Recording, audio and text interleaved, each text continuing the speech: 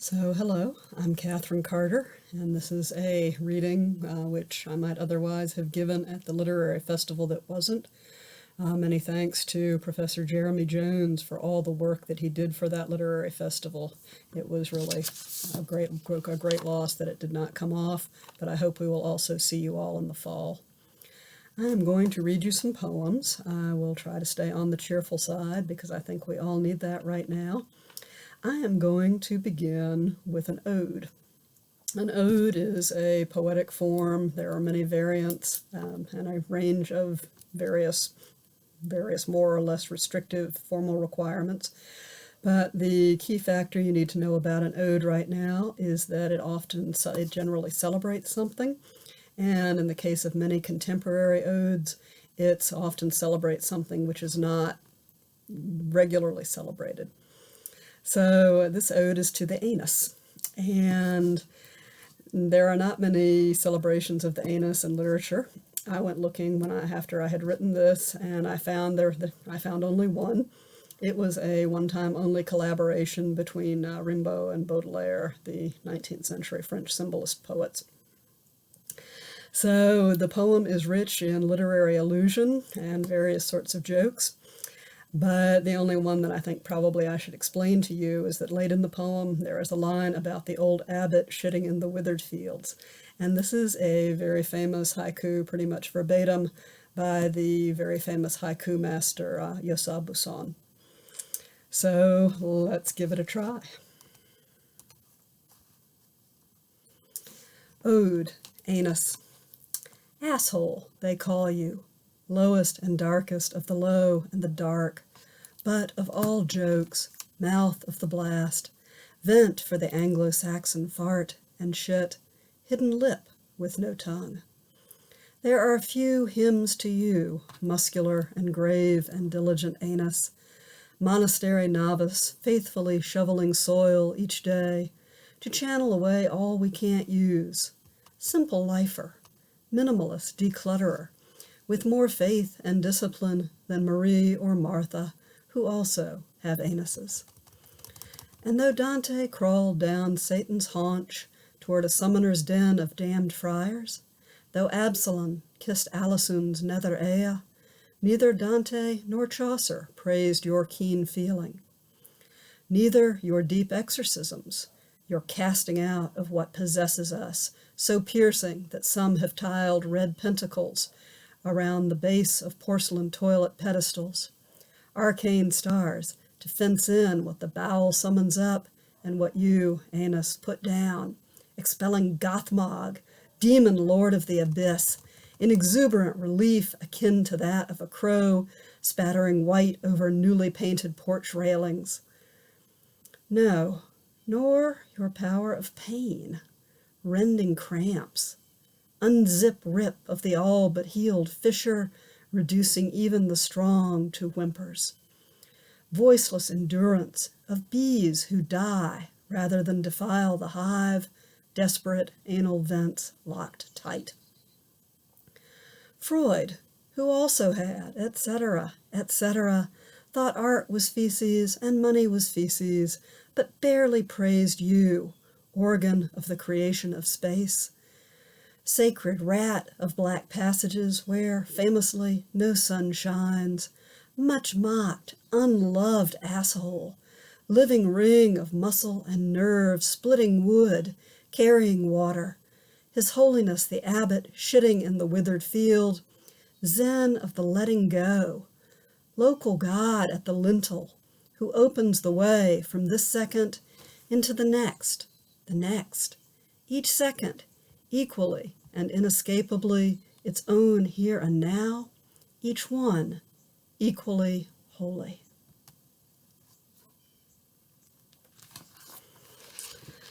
So I hope you are still with me after that one. And I have a poem here now. I should add that the Anus poem has just been published in Rhino. Yay, Rhino. The next poem is from my most recent book, Larvae of the Nearest Stars. And it is a poem about finding, recognizing, embracing our weird. The things the things that some people call the secret self, the things that seem so random and so apropos of nothing that they're almost impossible to articulate, even to people we trust quite a lot.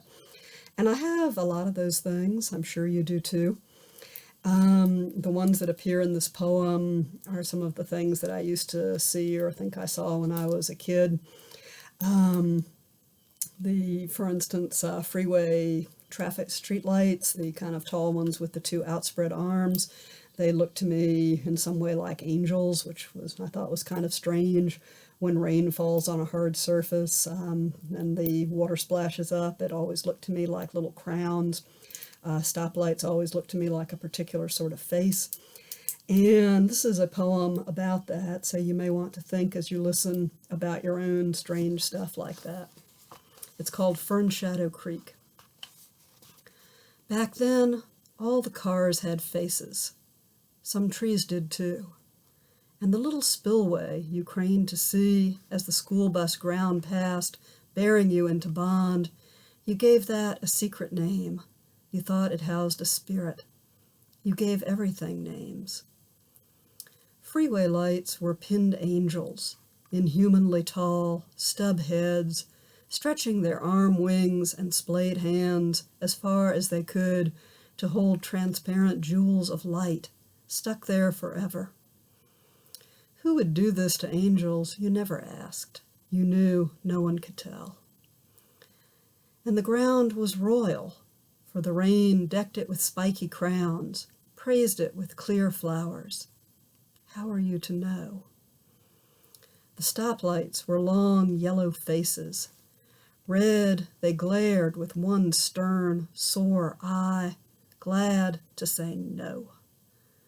Then they opened round mouths in a long green howl of some unknowable woe. Go, go. So you went along, never knew if your world was the world. Who saw what you saw? If they did, no one could tell. Turned deaf to the stoplight's wail. And yet, that world comes back. The world where you find yourself at 40 or 50, crouched by a stream named for some man, watching the skeletal marks the arched fronds of Christmas ferns throw on its tremble glass, and before you know it, you speak out of your own round mouth, giving it a secret name.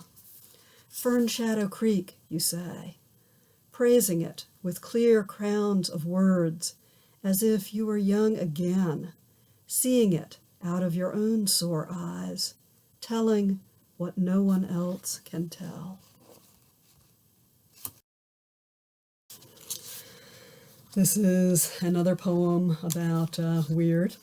It has a witch in it. A lot of my poems do. And it is about the experience of driving at night and looking out and seeing the lighted windows of other people's houses. They're quite beautiful, really, if you pay attention, all those kind of round and square glows. And it makes it look as if every place was safe, was a good place to be. And we know that is not true, of course. We know it's really not true. But it is the vision I had, and it led me to think about things that we can do in a world where we know that is not true, where even where things look beautiful, people are suffering the most abominable misery. I wrote it long before the pandemic. At the time, I called it my refugee poem, but I think it may be appropriate for the pandemic now.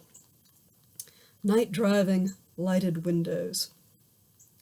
Despite all the night terrors, despite the knotted fists and brutal words, toilets and trash cans running over, chained dogs, the reek of meth or whiskey, fabric softener or vomit, every lamplit window glows gold as every other, no matter what's gone on inside or is still going. And each white shed fluorescent speaks of workbenches, oiled chisels, screwdrivers, someone shaping a shelf or rewiring a washer, making, mending. Passing those calm yellow squares, I can almost believe in someone quietly handing coffee, a towel, a deep cup of soup, and someone else glancing up. Thanks. I can almost believe that if someone lost came tapping at that window, the bolt would fly back in welcome. Those windows' warm gleams shine out for miles, telling their beautiful stories, some of them maybe true. And I, on my way home, plunging into my brief funnel of light, I fly past like a witch on the gale, soothing down fear, smoothing wrath with my passage, my invisible gaze remaking the world for a moment into that place where even now we are all warm and have enough inside our square stars. We are forgiving those who share the world with us, choosing to be kind, making and mending what we can. And I will wrap up with a poem about encountering a famous poet. Many years ago, just about 20 years in fact, the poet Billy Collins had just been named the Poet Laureate of the United States when I ran into him at a writer's workshop in New York. And I didn't know him, and he didn't know me, and he was famous, and I was very not famous, and it's one of those moments where you meet someone who writes things you like, and you want to say something appropriate, but I guess you know how that goes. So this is a poem about what I eventually did say, or didn't. And it's called Billy Collins Pours Me a Beer. First came the writer's softball game, the lithe and the clumsy hustling and scrambling together in green June heat, the gangly man on second, Billy something. I was deep in right field, safe from falling balls, reading the grass for carrion daisies and lucky leaves of clover, until someone yelled, "Run, you poet laureate!" Oh, that Billy. Afterwards, I met him at the station of the keg, where he drew me a plastic cup of pointed silver bubbles in modest domestic amber. I have to say something, I thought, slightly dazed, like someone grazed by a softball. I have to sound smart. Nothing. No nice lanyard. No Baudelaire calls me his brother.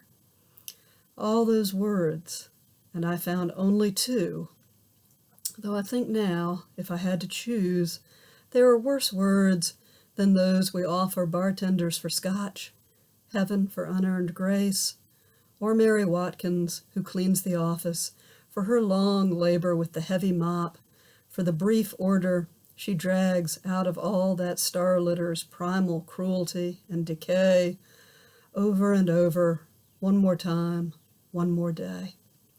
Thank you, I said, turning away, like I hadn't heard, like I didn't know, like I'd never read a word. So I will say thank you to you all too for listening. I hope you and your families remain well and safe throughout the pandemic, and that you are able to make and mend what you can. Take care.